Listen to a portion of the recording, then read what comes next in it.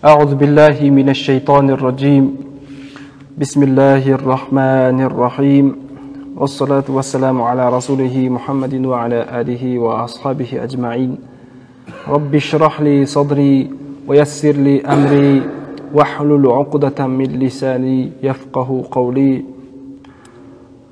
الحمد لله رب العالمين وبعد السلام عليكم ورحمة الله وبركاته. Құрметті жамағат, бір күн мінекей көптен бері сабағымыз болмай қалып еді. Алланың қалауымен мынау Рамазан айынан кейінгі сабағымыз, кезекті дәстүрлі сабағымыз қайтадан жолға қойылып, әдеттегіше қайтып бастау алып жатыр. Біз сіздермен ақыретке байланысты білімдерді өтіп жатқан болатынбыз. Алла тағалаға қатысты білімдерді және пайғамбарлыққа қатысты білімдерді өттік. Сонымен қатар самаият бабына келіп тоқтағанбыз. Самаият бабындағы адам жалпы бұл дүниеден өткеннен кейінгі және махшар бар, сират бар, сауап пен жаза бар, жәннат пен тозақ бар. Осының бәріне толық дәлелдер келтіріп, Құран хадистен дәлелдер келтіріп, ақли және нақли дәлелдер келтіре отырып, біз оларды кітаптағы мәтіндердегі дәлелдермен нақтылап бекіткен болатынбыз. Енді бүгін тоқтаған жеріміз бұл періштелер.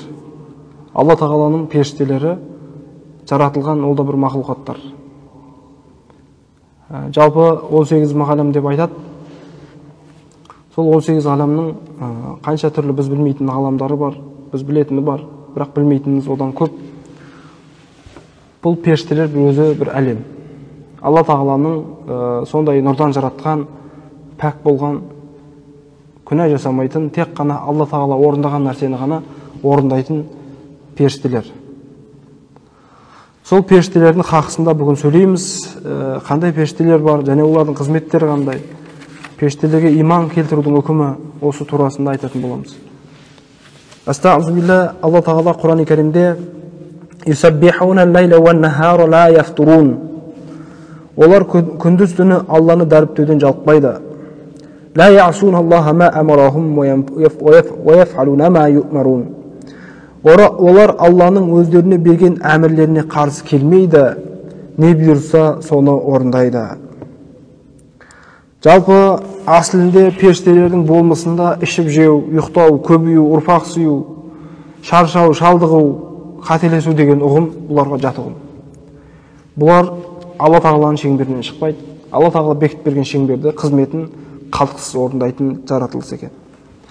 Және аятта келтіреді: Астағфирулла, «Ваджаалул малаиката аллазина хум ибадур рахмани инаса». Бұл Алла тағаланың жаратқан періштелеріне қатысты кейбір адамдардың жаңсақ пікірлеріне ескертіп, қатаң ескерту түрінде айтылған аят. Алла тағала былай деп айтады: сондай Алла тағаланың пәк құлдары періштелерді олар әйел сипатымен сипаттайды дейді. Құдай сақтасын, перизат деп айтады мысалға. Осы нәрсені біз күнімізде кішкентай кезімізде бізге айтатын кісілер болмады. Біз шын мәнісінде солай ойлап қалдық. Перизатша қанатты бір әдемі қыз кейпінде бұл періште деп ойладық шын мәнісінде. Расымен де періштелер еркек және әйелге бөлінбейді екен. Олар Алла тағаланың сондай бір жаратылыстары, бірақ өздерінің қызметтері бар. Жел қуатын, жаңбыр қуатын, қар түсіретін осындай періштелер қызметтелген. Алайда оларды қыз сипатымен сипаттаса, адам Құдай сақтасын діннен шығып кетеді екен. Ал егерде енді осы жерден бір түртіп айта кетейік, егерде періштелерді еркек деп айтатын болса, мысалға еркек ұрғаш деп айтамыз ғой, соны еркек деп айтатын болса, діннен шықпайды, алайда үлкен қателікке ұрынады, күнәһар болып қалады. Ал тура ақидада оны еркек ұрғаш деп айтпаймыз, тексіз, жыныссыз, яғни ұрғаш еркекке біздің ақылымызға жатпауы мүмкін, алайда сондай бір жаратылыстар. Оларда өйткені нәпсі жоқ. Енді Алла тағала тағы да Құран-ы Кәрімде Астағфиру билла Аманар расулу бима унзила илайхи мин раббихи вал муъминуна куллун амана биллахи ва малаикатихи ва кутубихи ва русулихи. Пайғамбар өзіне Раббы тарапынан түсірілген кітаптарға иман келтіреді. Муминдер де барлығы Аллаға, періштелерге, кітаптарға және пайғамбарларға иман келтірді. Дейді, осы жердегі айтып отқан періштелерге пайғамбар да және оның артынан ерген муминдер де иман келтірді дейді. Енді тағы бір аятта Астағфиру билла ва яхмилу арша раббика фауқухум яума изин самания. Сондай Раббыңның аршын 8 періште үстіне көтереді. Тағы да бір аятта лаху муақибатун мин байни ядайхи ва мин халфихи яхфазуна мин амриллах. Әркімнің алды артынан Алланың әмірі бойынша өкшелеп қорғаушы періштелер бар дейді. Енді осы періштелерді жалпылама періштелер бар деп сену, бұл жалпылама бір періштелерге сеніп боламыз. Одан кейін жеке-жеке тұлғаланған періштелер бар. Мысалға, Жәбірейіл періште, Исрафил періште, Микаил періште, және Мәләкул Маут, Әзірейіл періште деп айтады. Осы періштелер. Сосын Ридуан, Нығмет періштесі, Ридуан періштесі. Тозақтың жаңағыдай хазайыны дейді ғой, хозанату. Сол тозақтың күзетшісі Мәлик періште, Мүнкер Накир сұрақ алушы періштелер. Аршыны көтеретін 8 періште. Бұларға жекелей иман келтіру, бұл да иманның осы түріне жатады екен. Енді және де адам бұл дүниеге келгеннен кейін Алла тағала оған алдартынан және төбесінен астынан қорғаушы періштелерді берген. Ол адам баласынан ешбір ажырамайды, бір елі ажырамайды. Оның қызметі сол. Тіпті ол күнә жасап жатқан кезде де одан ажырамайды. Енді пайғамбарымыздың саллаллаху алейхи ва салламның бір хадис шарифінде келіп, қандай да бір үйде қоңырау тұрса, иттің сұлбасы суреті тұратын болса, ол үйге періште кірмейді деп айтқан. Бұл жердегі періштелерді мақсат етілген періштелер, бұл рахым періштелер. Рахым періштелер ондай үйге кірмейді. Алайда адамның тумысынан кішкентай шірет дүниеге келгеннен бекітілген қызметке бекітілген періштелер болады. Олар хафаза періштелер, сақтаушы періштелер. Айтады бізде қазақта, періштесі қақты дейді, ол періште қақты дейді. Мысалға бір нәрседен аман қалса, періште қақты дейді. Сол хафаза періштелер бізді төбеден келетін, көктен келетін, жерден келетін апаттардан, қауіп қатерден сақтап жүреді Алланың әмірімен.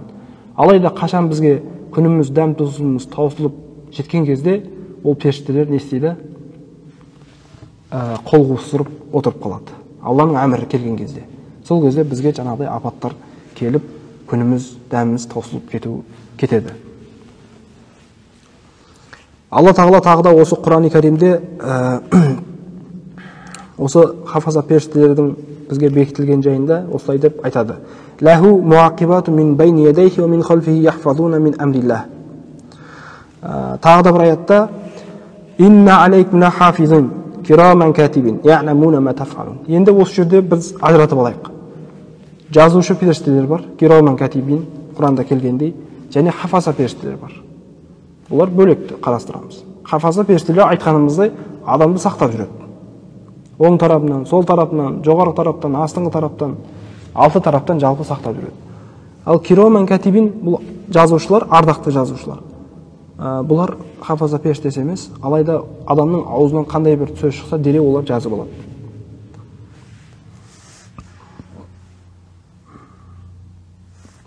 Енді жазушы періштелердің мынандай бір қызықты ақпаратты сіздерге жеткізіп кетейін. Жазушы періштелерге қарайтын болсаңыздар, оң жақ және сол жақ деп айтады ғой.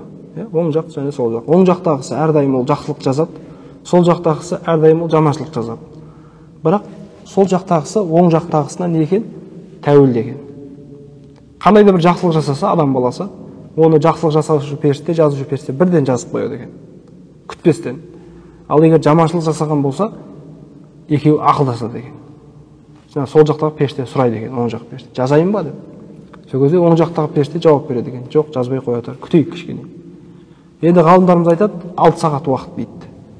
Сағат деген сөздің өзі уақыт деген мағына береді ғой негізі. Негізі мағынасы сағат деген сөз, уақыт деген сөз. Қияметті де сағат деп айтады. Бір белгілі бір уақытқа шейін күтеді жалпы. Бірақ ол уақыттың шектеуі бар. Ұзақ уақыт емес. Бір уақыт, бір күн уақыт болғын, бәлкім азынан кешке дейінгі уақыт ба. Істегеннен кейін біраз уақыт адамға не беріледі, мұрсат беріледі. Егер тәубасына келіп кешірім сұраса, ол жаманшылық жазылмайды екен тіптен. Көрдіңіздер ғой. Бұл Алла тағаланың бізге берген несі? Нығметі. Жақсылығы, рахым. Ал егер де ол уақыттан өтіп тәуба етпесе, бір ғана жаманшылық жазылды деп айтады екен. Жазылды деп есептелінеді екен.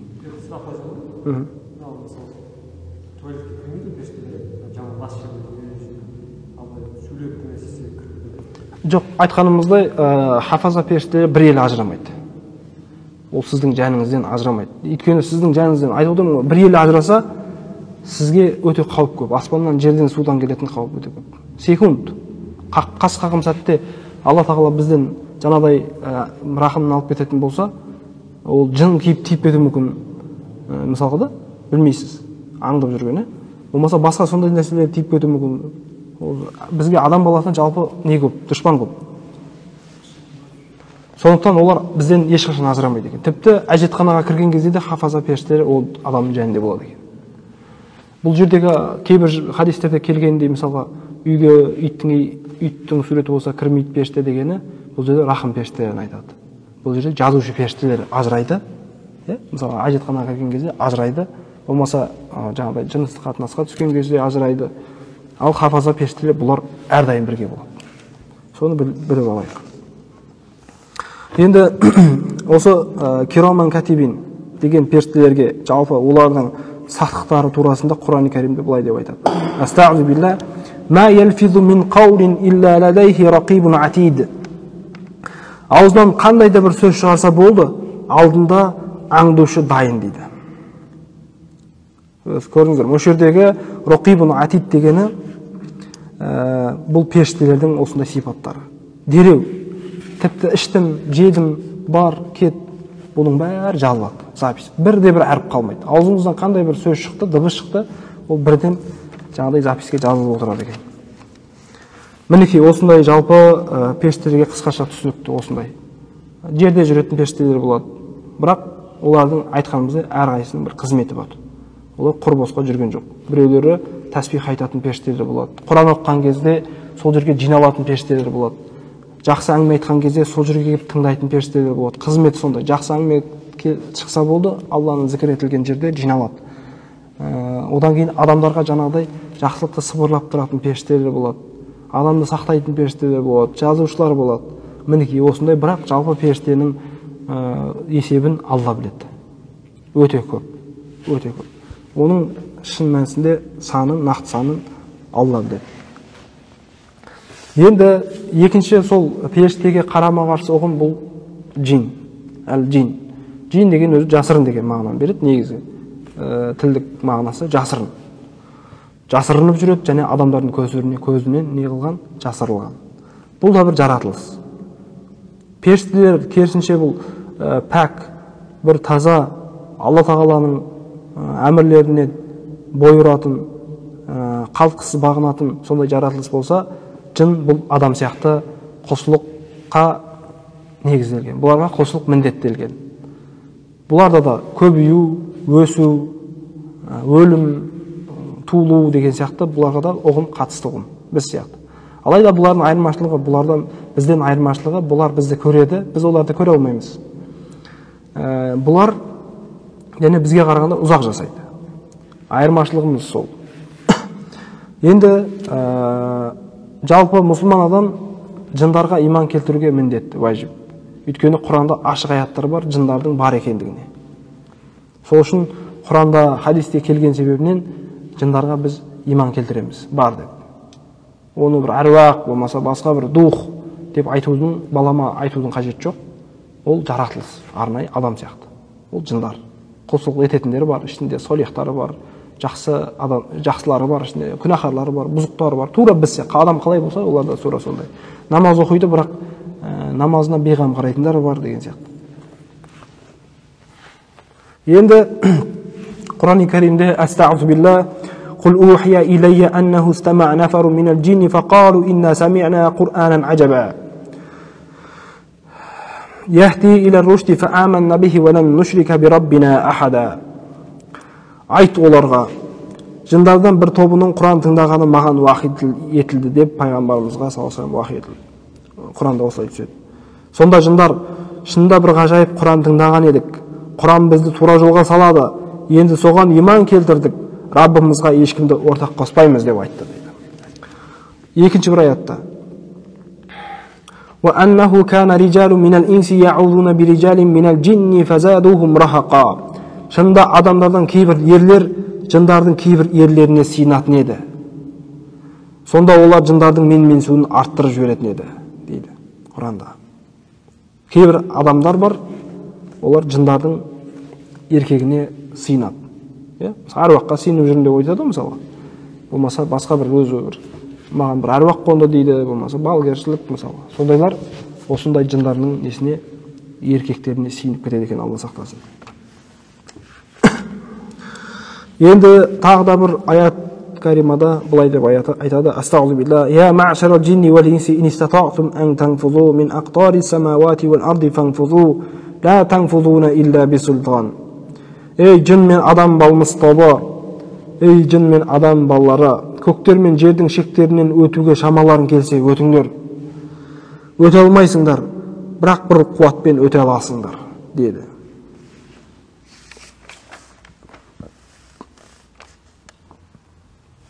Жындардың да түрі бар екен.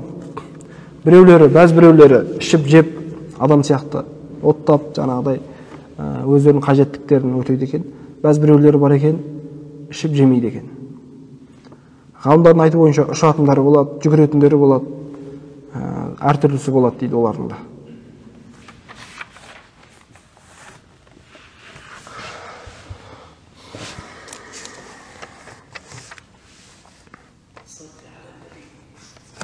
Мінекей осындай қысқаша бізге берілген осы жындар мен періштелер жайында осындай қысқаша сіздерге баяндадық. Бұл жаратылыс Алла тағала қалаған нәрсесін жаратады. Кімді қаласа адастырады, кімді қаласа тура жолға салады. Алла тағала фа'алу лима юрид. Алла тағала қалаған істеуші. Және Алла тағала істеген нәрсесін ешкімге есеп беруші емес. Және де Алла тағала біреудің жанын алса, немесе бір қандай да бір жаратылысты қинаса, одан ол қауіптенбейді. Оның есеп өйткені Алла тағала ешкімге есеп бермейді. Сөйтеді тағыны көптеген әлемдер жаратады. Бізге бұл белгілісі. Алайда біз білмейтін тағы да жаратылыстар болуы мүмкін. Өйткені ол жайында Құран Кәрімде айтады. Алла тағала сендер білетін жаратылыстар жаратты, және сендер білмейтіндерді де жаратты дейді. Сондықтан бұған таң қалмаймыз. Бізге нақтысы жалғыз жаратушы ол Алла. Бүкіл жаратылыстың егесі, бүкіл 18 ғаламды, бүкіл галактиканы, бүкіл жаратылысты жалпы бәрін басқаратын ол тек бір Алла. Алланың назарынан тыс ештеңе жоқ. Бәрі Алланың қалауымен болады, Алланың рұқсатымен болады. Енді мынау галактикада жалпы былай қарасаңыздар, үлкен жаратылыс қой ол. Шексіз, шетсіз әлем біз үшін. Галактикадан кете береді, оның арасы деген біздің ақылымызға сыймайтын қашықтықтар, ақылымызға сыймайтын үлкен мөлшерлер. Мысалы, күннен қаншама миллион есе үлкен денелер бар, күннен. Біздің ақылымызға келмейді. Алайда бұның бәрі Алланың алдында не болып келеді? Құл болып келеді. Алла тағала сондай үлкен, өте ұлық болған зат. Ол біз оны қамти алмаймыз. Және ешкім қамти алмайды, қамти алмағанда. Өзін жалғыз Алла, теңдессіз Алла, өзін ешкім қамти алмайтын, ешкім толық меңгере алмайтын, өзінен басқа. Жалғыз теңдессіз жаратушы ол Алла. Біз сол Аллаға құлшылық қыламыз. Біз сол Алладан жәрдем сұраймыз. Біз сол Алланы тануға талпынамыз. Және біз дұға қыламыз. Аллахумма саббит құлубана ала диник деп. Өйткені жүректерді өзгертіп Алланың қолында. Оның хикметі. Ол үшін ол ешкімге есеп бермейді. Ол үшін ол бір нәрседен қауіптенбейді. Пайғамбарымыз саллаллаху алейхи вассалам ең үлкен жасайтын дұғасы, көп жасайтын дұғасы дейді. Осы дұғаны жасап жүреді екен. Аллахумма саббит қалби аля диник. Алла тағала жүрегімді дініңде бекем ете көр деген дұға. Өйткені біз білмейміз, жүректер өзгереді, жүректерге күмән түсіп, шүбһа түсіп, жүректер өзгеріп кетуі мүмкін. Сөйтіп, ол өзінің жолынан жаңылып, адасып қалуы әбден ықтимал. Сондықтан біз Аллаға жабысамыз. Алладан тілейміз, дұға тілейміз, адастыра көрме деп. Расымен де негізі бәрін жасайтын өзі, Алланың өзі. Көкірекке ой салып, тафаккур қылғызатын да өзі, иманға түсіріп,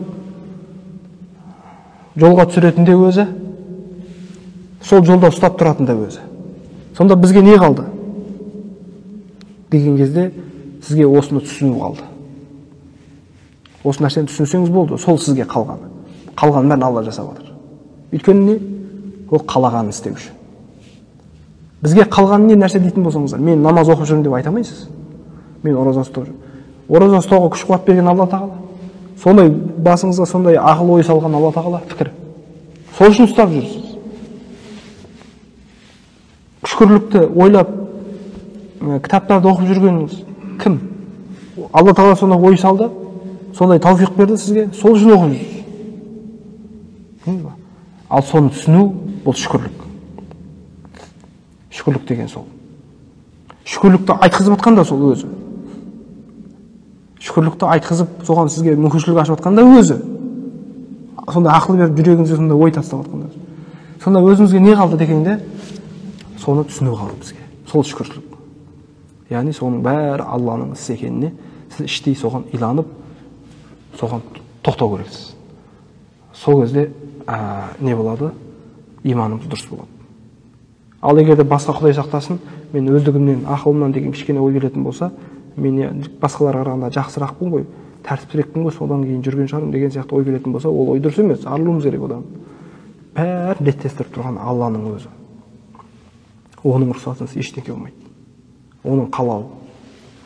Сондықтан біздің құзырымдағы бізге келген нәрсе соған түсініп, содан Аллаға шүкір айтып болды.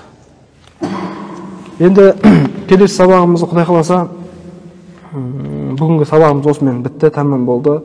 Алла тағаланың хақысына қатысты ілімдерді айттық, пайғамбарларға қатысты ілімді айттық, және де самағият асарлардан есту арқылы пайғамбарымыз саллаллаху алейхи вассалам хадистерінен келген хадистерден ұғынылған түсініктемелерді сізге жеткіздік.